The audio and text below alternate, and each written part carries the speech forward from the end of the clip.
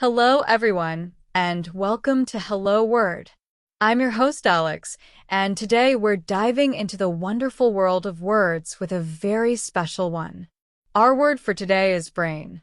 It's an A2 level noun meaning the organ that controls thinking.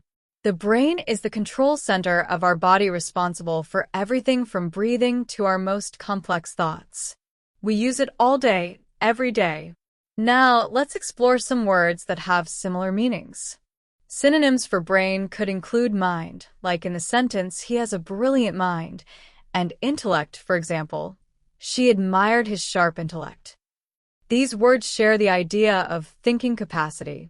Now, what about words that have an opposite meaning or concept?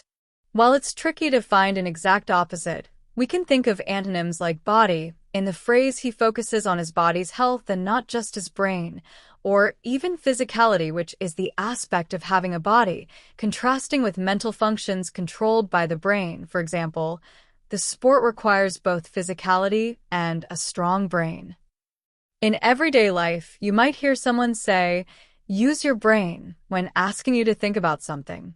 We can also use it when describing someone intelligent, like, she has a great brain. Here are some other example sentences. The doctor examined the scan of his brain. Or, my brain feels a bit tired after a long day at work. We could even say that idea came right out of my brain at 2 p.m. Phrases with the word brain are very common. Pick their brains means to ask someone for their knowledge. In conclusion, the brain is a vital organ and a very commonly used word.